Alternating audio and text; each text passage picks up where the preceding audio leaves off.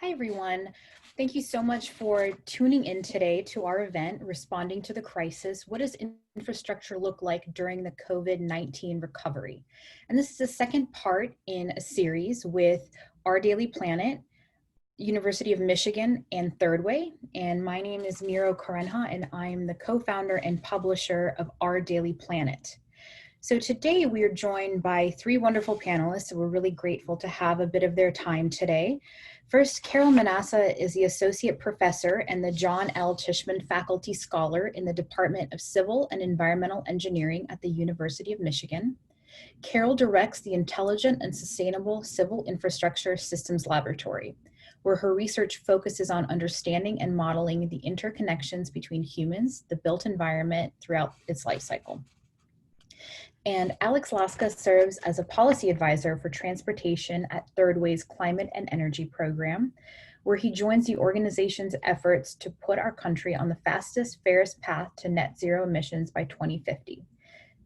Alex has previously worked on transportation and infrastructure issues for the U.S. House of Representatives, for the Eno Center for Transportation, and he has also worked in the renewable energy industry.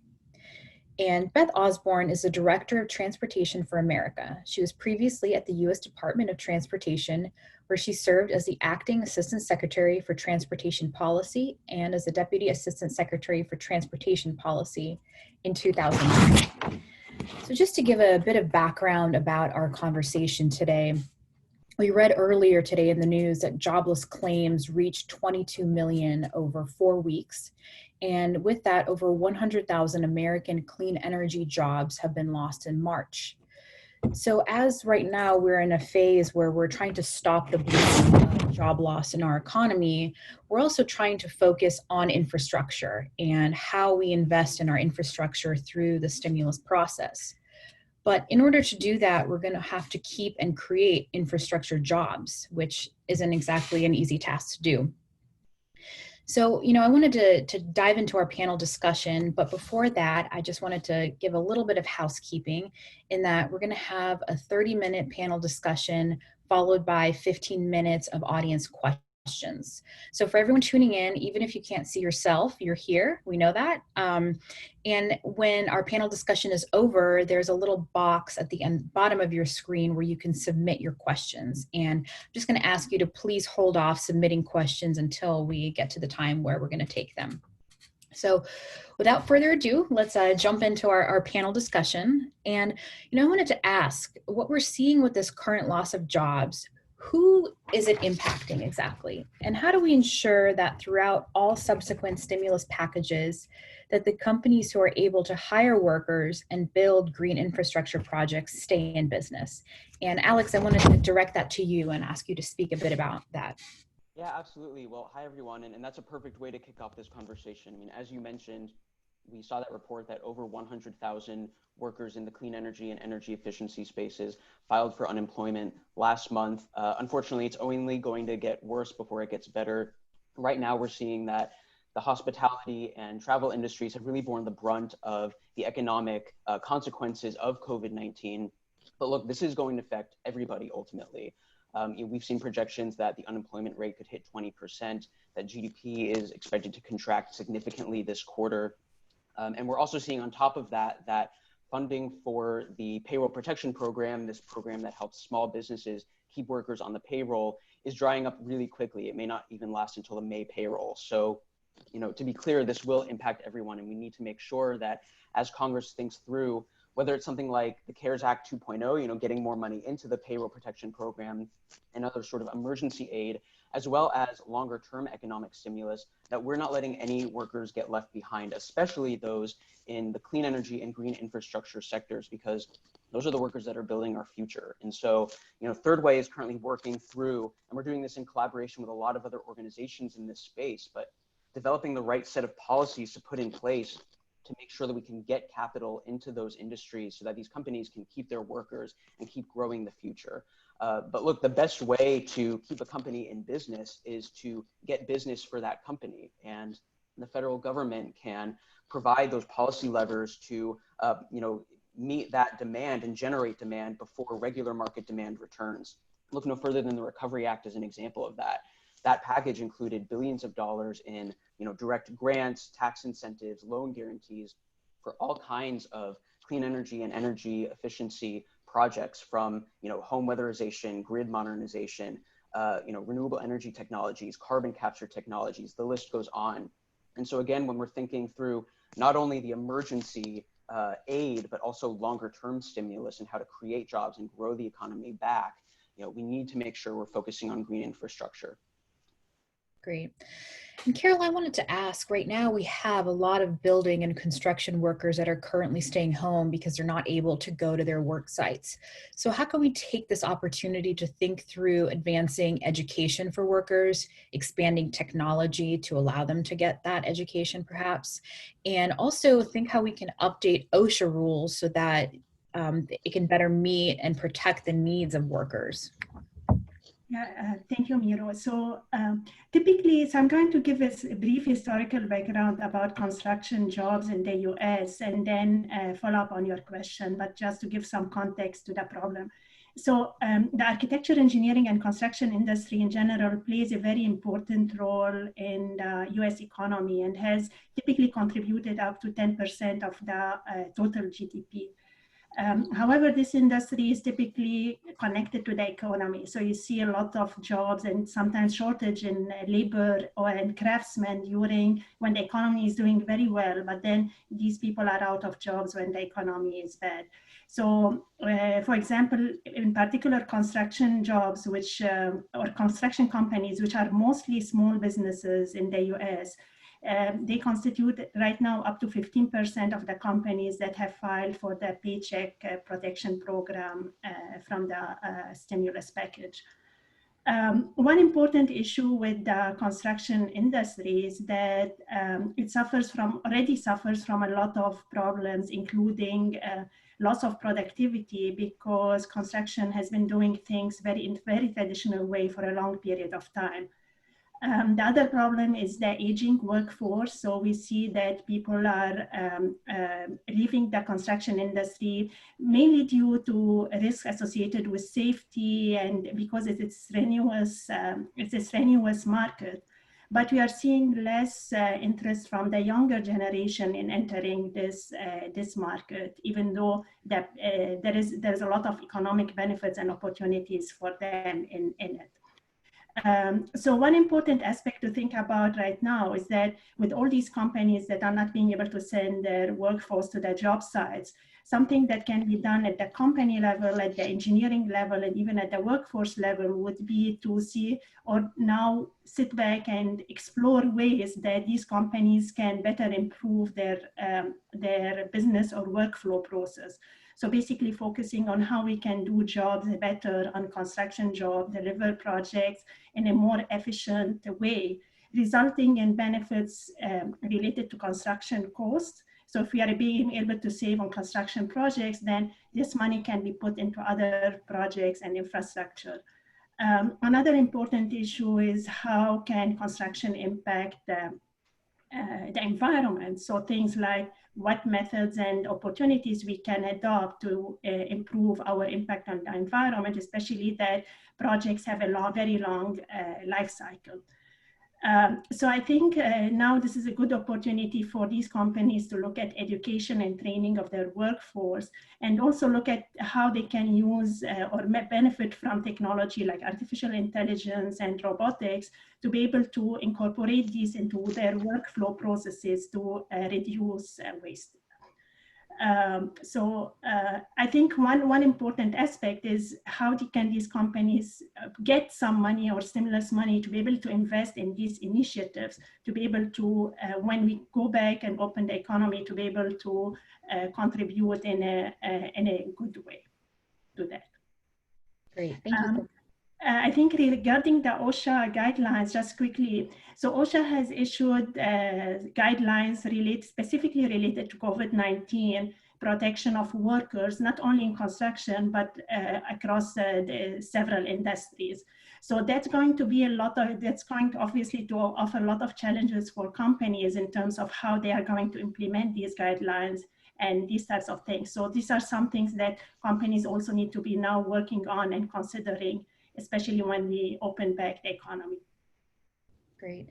And Beth, I wanted to get you to jump in here. You know, initiatives like the Open Streets movement, they're seeing a need for immediate construction and infrastructure projects in the midst of the pandemic. So how can these projects quickly be funded and leveraged to keep and expand jobs? I think one of the really good news pieces of news on Open Streets is there's a lot you can do with very little money, and we're seeing streets do it right, or we're seeing cities do it right now.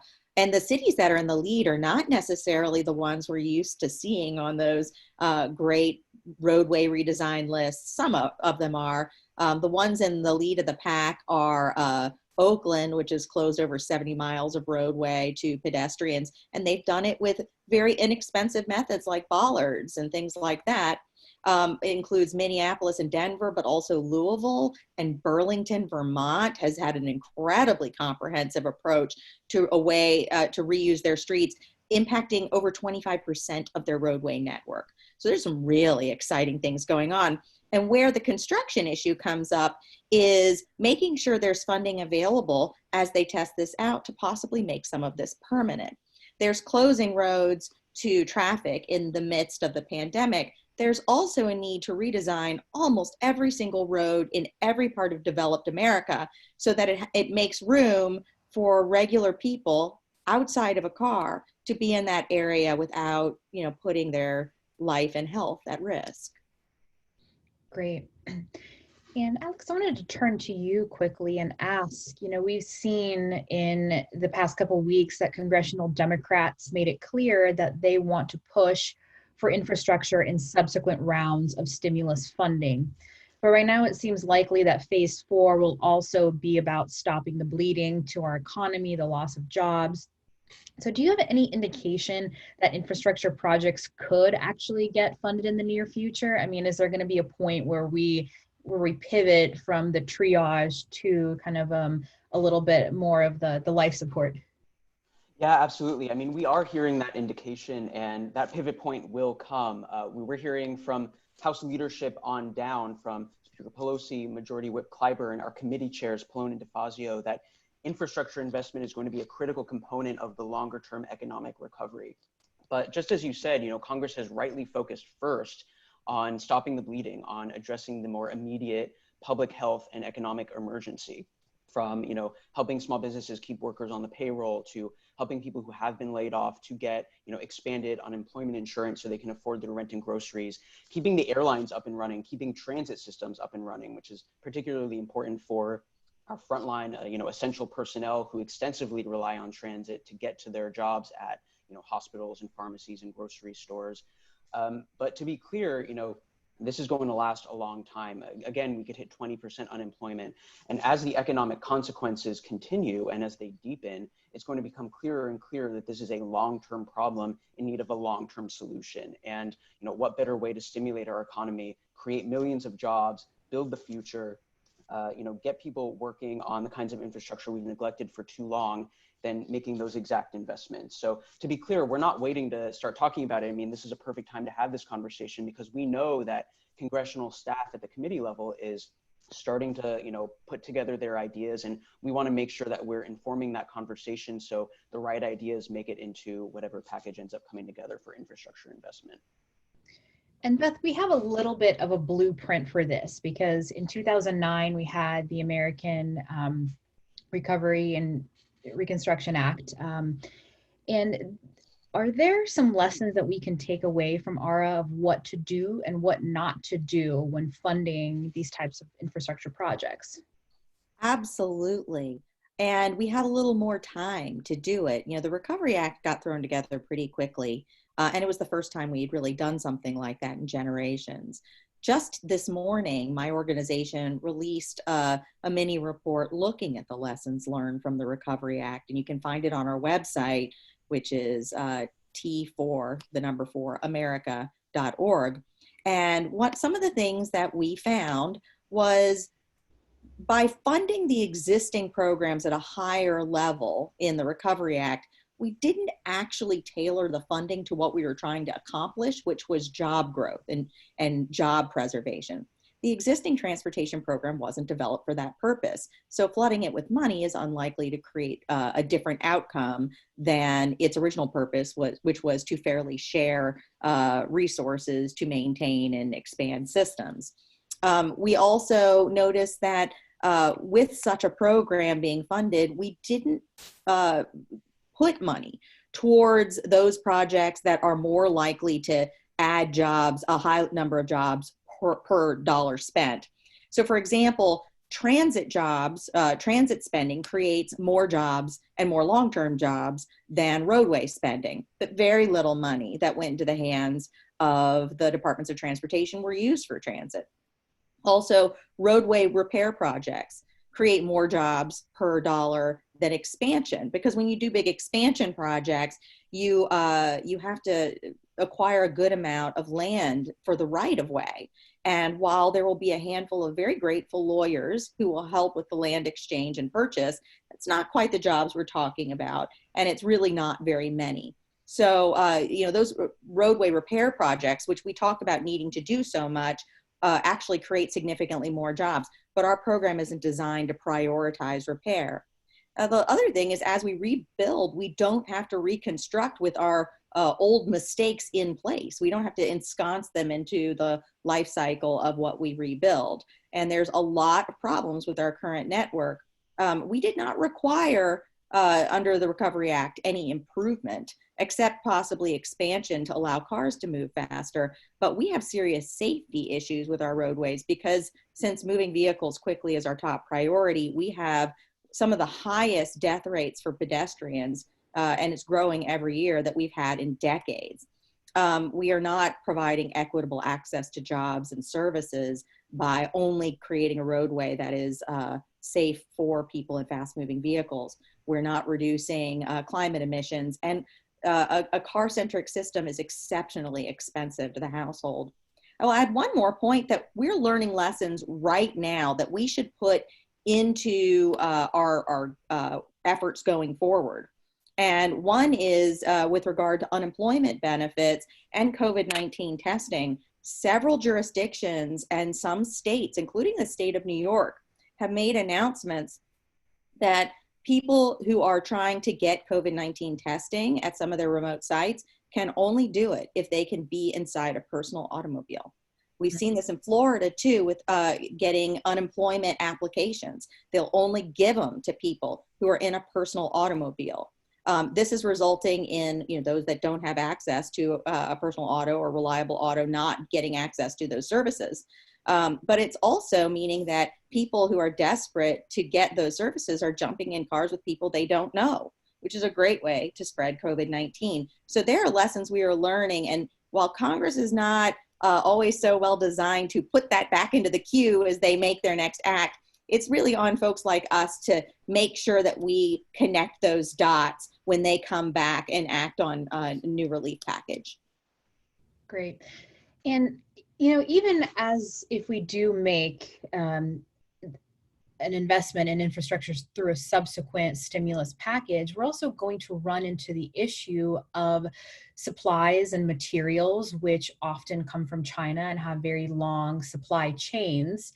And so, Carol, I wanted to ask, is there an opportunity to perhaps spur manufacturing in the United States so that if we're repairing roads or retrofitting buildings or expanding, renewable energy infrastructure, that we're not running into the issue of, well, how are we going to build this stuff because we don't have the materials? Yeah, so when we talk about materials, obviously when we're talking about infrastructure, material is a big portion of infrastructure. So you're going to need steel, you're going to need concrete, you're going to need bricks, etc., to build these projects. If you're talking about green energy or like renewable energy projects, you're going to need solar panels and so on.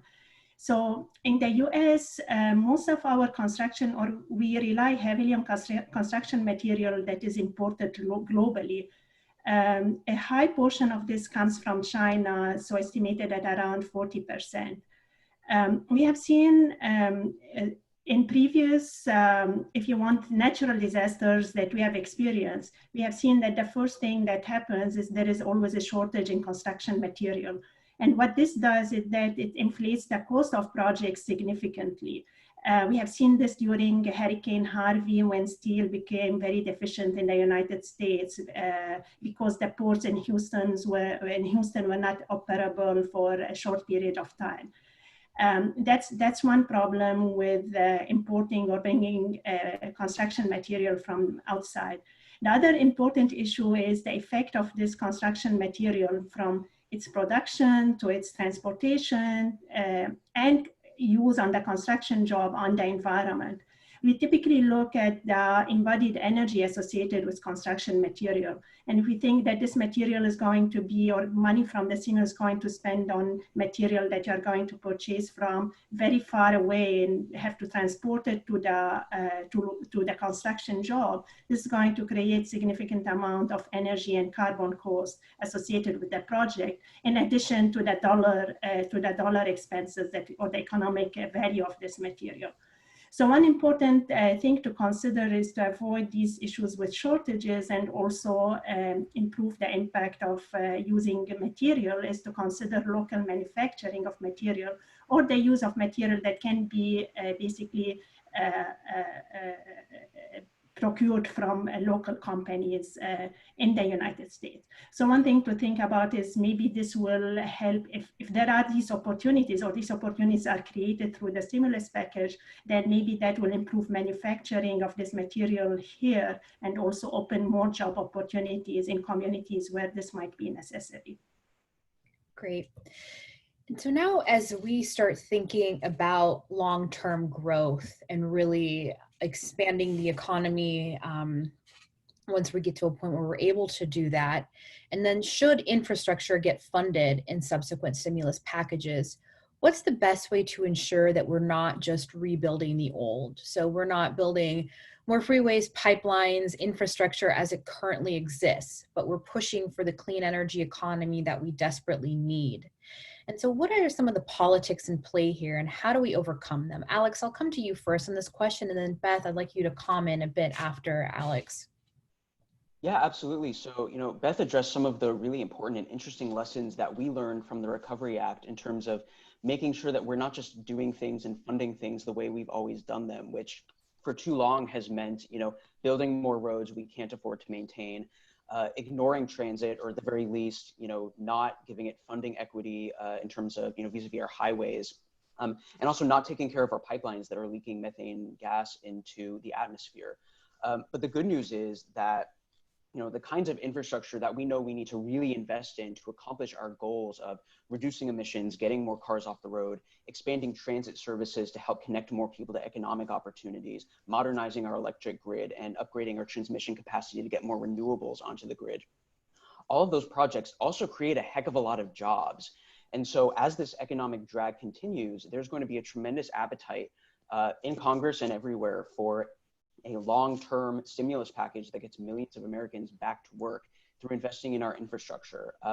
But so on the one hand, the more we can talk about these infrastructure projects from a job standpoint, I think the more successful we'll be. But to your point, there is a tendency in Congress to default towards business as usual, particularly in terms of funneling funding through programs that already exist in the hopes that, well, maybe this time they'll accomplish solving this problem that they weren't really set up to solve in the first place, as Beth mentioned. And we've seen this a lot, in particular through the most recent surface reauthorizations. And, Beth, I know you have been working for a long time on trying to get Congress and USDOT to rethink how we fund our surface transportation infrastructure. And so I'd be really curious to hear from you what your thoughts are on how to overcome that inertia and that default towards business as usual and get us to really invest the way we need to. Yeah, some of this isn't even political, it's just cultural. You've got two things going on. One, Congress wants to take a program off the shelf and plug it in here. And so just telling them that, no, you're going to have to create something from scratch, or you're going to have to restructure it to tailor the program to actually accomplish the outcomes that you would like to occur, is a hurdle, because that's more work and that's hard, and they feel very much under stress. So creating new programs is not their top priority. They still need to do it. The other thing is understanding that very few folks, including staff, not just elected leaders, on Capitol Hill have a strong understanding of the current transportation program and how it works, or what it accomplishes and what it doesn't accomplish. The program is trust funded, which means gas taxes come in and they go out through a formula that is predetermined, and it happens without regard to annual spending processes. So most members don't really have to understand the program because they're not debating it along with the budget on an annual basis. It comes up for a vote every 6 to 8 years, and a lot of elected officials, their whole elected career is less than that. For others, particularly staff who average 2 to 3 years in a job, they've gone through a couple of jobs by the time they get to transportation, and they're really the housing staffer that gets stuck with transportation when it comes up. So you shouldn't expect that a lot of folks up there have a deep knowledge of how these programs work, much less the connection between the transportation program and climate emissions, GHG emissions, or the connection between transportation and access to economic opportunity or equitable impacts on access to opportunity of a system that is very car reliant. So all these things need to be explained, and we'll need to walk them through how the current programs don't accomplish those things and why we need new programs. My last point is I'm already hearing rumblings that Congress wants to attach the Surface Transportation Reauthorization Bill to a stimulus package, which would fund projects over at least 5 to 6 years. Some people are talking about 10 years. 10 years of spending that might spend out over 15 years, just by the way the transportation program works, is hardly stimulus. And it really will ensconce for the next 5 to 10 years a program that has been in basically the same shape since 1982. Not only does that not address the unusual circumstances we find ourselves in now today, but it certainly doesn't address 21st century challenges at all. Yeah, thank you for that. I quoted some of the unemployment statistics earlier in our conversation, but some experts predict that we could see over 20% unemployment rate in this country, and which would exceed what happened in the Great Depression.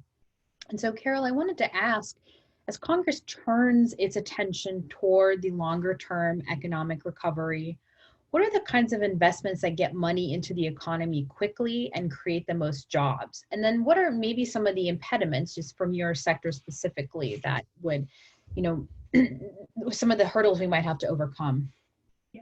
So I think this connects well also to some of the things that Beth has talked about related to what we learned from ARRA and how the money was spent, etc. I think from the perspective of the architecture, engineering, and construction industry, when there is spending, like mentioned earlier, when there is spending on infrastructure, then this is an industry where you see a lot of job growth. And historically in the US, this has offered families like a middle class level income. So it's a really good job sector to be in.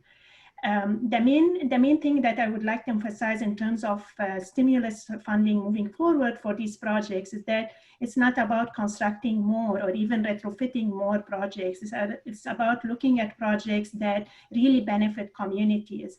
And not only looking at the design and construction phase of these projects, but considering their impact throughout the life cycle. So thinking about the maintenance and operation, even the end of life cycle of these projects.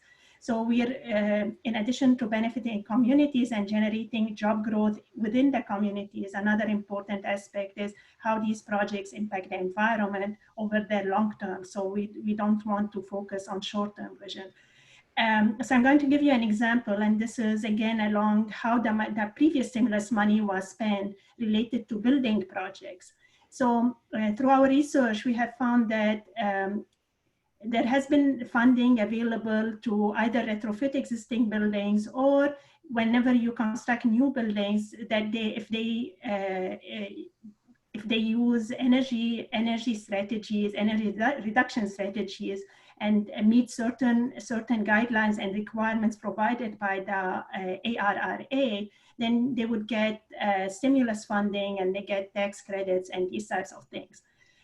One thing we have noticed from our projects is that most of these buildings were really built or designed for these energy reduction strategies, but there hasn't been much evaluation of these programs moving forward. So if you say that this building was constructed to reduce energy by 30% and designed to reduce energy by 30%, engineers were able to show this through design. But a lot of research also shows that buildings, typically when you start operating them and people start using them, the energy consumption really varies. So it's never equal to what you have designed for. And in most cases, it is much more than what you have designed for.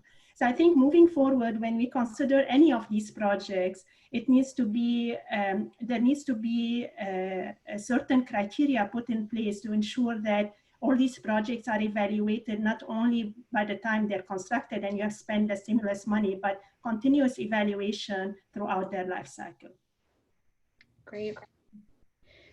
So Alex, I wanted to ask you, how do we, as you know, in this year and in the next and going forward, how do we make the infrastructure we build relevant for the future? That's a broad question, but you know, in our previous conversations before, I think that you had some really great thoughts here. Yeah, no, that's a great question. And it is so important to make sure that, you know, as we're rebuilding our infrastructure, we're making sure that it's relevant for the future, that it will accommodate our needs for years and years to come.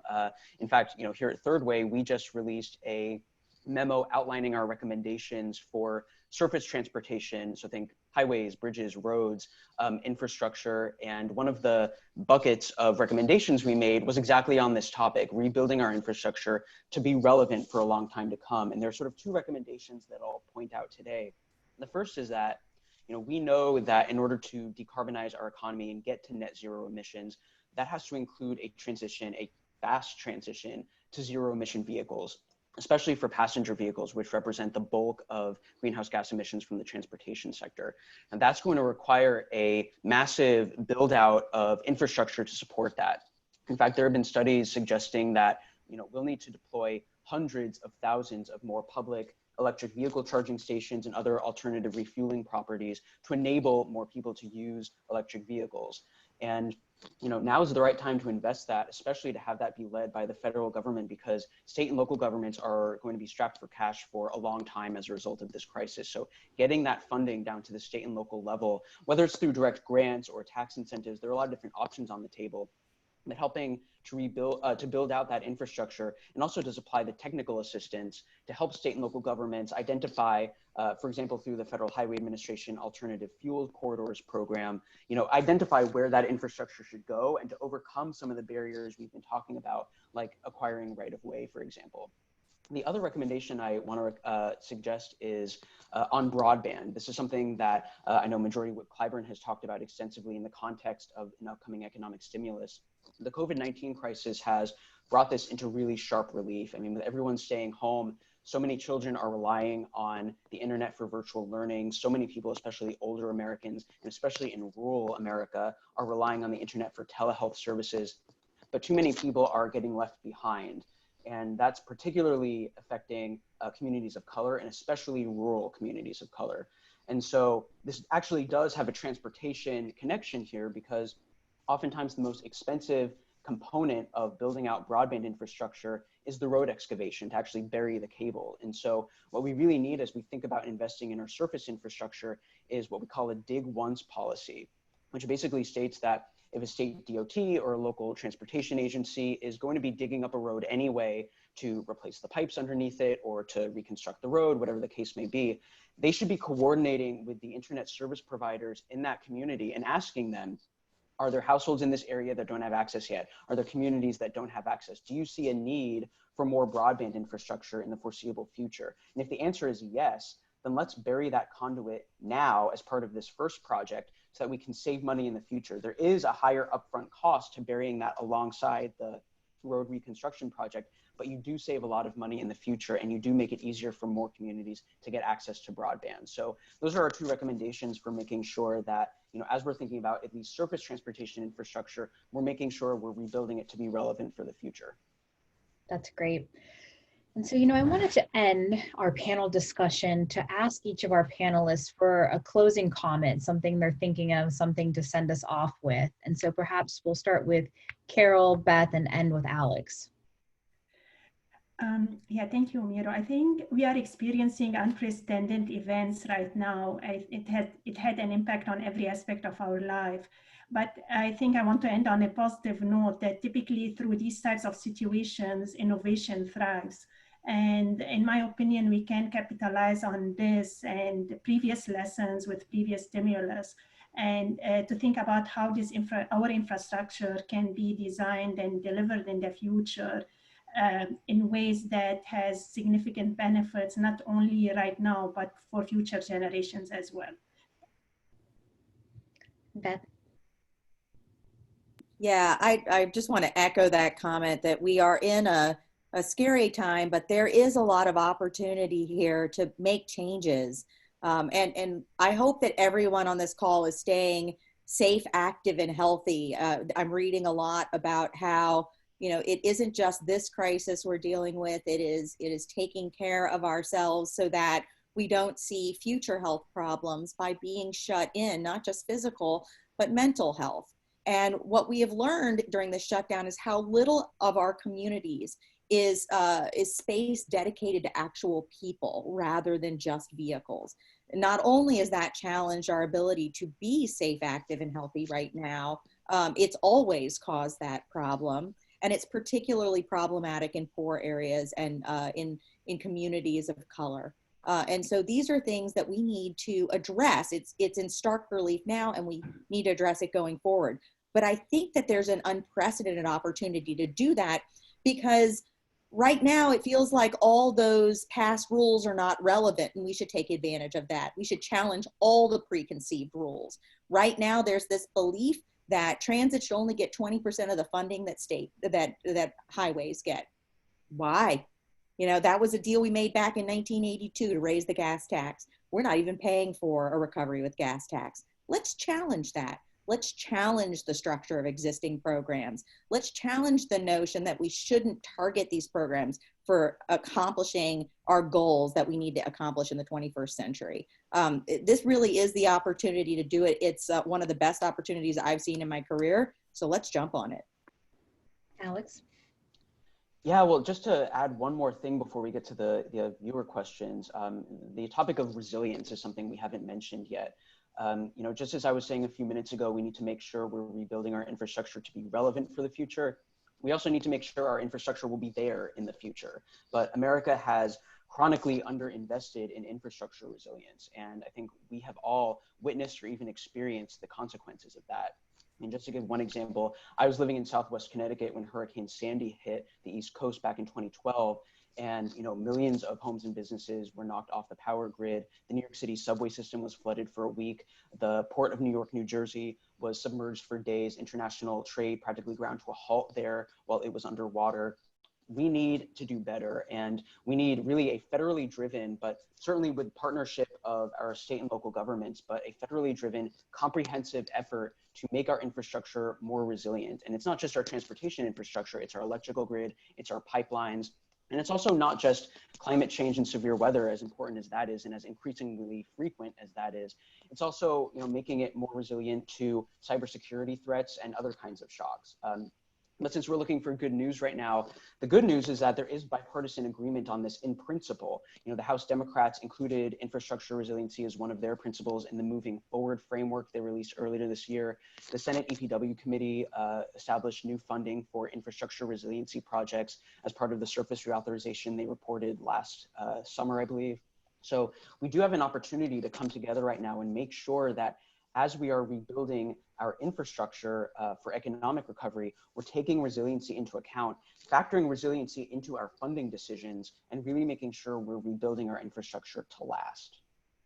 Great. I just want to say thank you to all of our panelists. That was fantastic. And right now we're going to open it up to audience questions. And so for everyone viewing at home, at the bottom of your screen, if you put your cursor over your Zoom window, there's a button for Q&A where you can submit questions. So we'll give you a couple moments to submit your questions, but in the meantime, I wanted to remind everyone that we are going to have another one of these events, virtual events, on April 30th. And it's going to be about labor, clean energy, and the American worker during the COVID-19 crisis. So please look out for that in your inbox from Third Way. If you're an Our Daily Planet reader, you can look for it there or sign up for our email at ourdailyplanet.com. And certainly we'll tweet about it then. But the first question is from Maxine Joslow, and she says, I'm the transportation reporter for E&E News. I was wondering if any of the panelists have had conversations with House leadership and leaders of relevant committees, Pelosi, DeFazio, Pallone, etc., about infrastructure in the next phase of stimulus. And so whoever wants to take that. I'm happy to take it. We certainly are in regular contact with folks on both the House and the Senate side about how they're thinking about stimulus. Right now, they're much more focused on additional relief that is required, which we agree with. There's a lot more that needs to be done to shore up reliable transit for essential workers, for protecting transit operators. And so we're very pleased that they're taking this seriously and they're focusing first on that. I think they're trying to find their way with regard to stimulus, and we're definitely sharing our ideas. And I think that they're just getting ideas from a lot of other people. So much of what Alex and I have said about, where we think things are going, it comes from those conversations. Great. And did anyone else have anything to add to that? I'll just, briefly add, we're absolutely in agreement in terms of putting the horse before the cart, responding to the immediate emergency, especially the public health emergency, at the same time that we start thinking through, what our economic recovery needs to look like. We have been having plenty of conversations at the staff level all along to, again, make sure that this is coming together in a way that will create the most jobs and really maximize the return on investment. One thing I would want to highlight, especially on the House side, is that so much of what we've talked about today, from a fix-it-first policy that focuses on maintaining what we have now over new construction, making sure we're increasing funding for transit, more funding for broadband, for clean water systems. A lot of this infrastructure is going to be, I think, in a lot of ways, determined and informed by what the crisis is right now. A lot of that is already reflected in what we've heard from our congressional leadership and, in the moving forward framework that I mentioned. So there's already a lot of appetite for this kind of infrastructure. Putting it all together in the right way is sort of the next big thing. However, I will just add that there is conversation also about just taking the Senate Environment and Public Works passed bill, and anything that was written before this crisis is certainly not going to be responsive to this crisis. It is also a code for let's do things the way we've been doing it for the last 40 years. So be very wary of that. And that inclination exists in House leadership, even to a greater extent than to, a lot of the House minority. So be quite aware that that lack of knowledge of the connection between many of the priorities like climate and resilience and equity, the connection between that and the way our program currently works is not well understood. Great. So our next question is from Michael Parr, and he says, Professor Manassa mentioned supply chain emissions in construction materials. This is relevant to a wide variety of materials, including clean energy technologies such as solar, where the U.S. materials manufacturers have much lower supply chain emissions or embodied carbon than do Chinese manufacturers. How can we harness these additional carbon reductions? Yeah, so I think the main issue with materials is the carbon emissions related to material manufacturing is the use of raw material at the source, the carbon emissions generated from producing this raw material, and also the transportation associated with that. And typically what we see with the construction material is that when this material is procured from faraway countries or globally, the effect of transportation on energy and carbon emissions is very significant. So one initial thing we can think about is reducing that distance from the manufacturer to the job site where you need to use the material. In terms of other opportunities are obviously in innovation or looking at ways to use existing material, reduce our reliance on raw material, or be able to recycle, reuse as much material as possible. And that's what typically can be done at the local level. And this can be driven by technology, by innovation, by research that can actually stimulate these types of research and introduce to the market material that can reduce energy consumption, reduce greenhouse gas emissions. Another thing I would like to mention related to material is we focus a lot on manufacturing and transportation, but also a school of thought is also focusing on the end of life of this material. So make sure that you can put it back into the system to be able to reuse and recycle it as well. So right now, very few projects consider this aspect. So I think when we look at construction projects and their effect on the environment and the local communities, these are some things that need to be considered.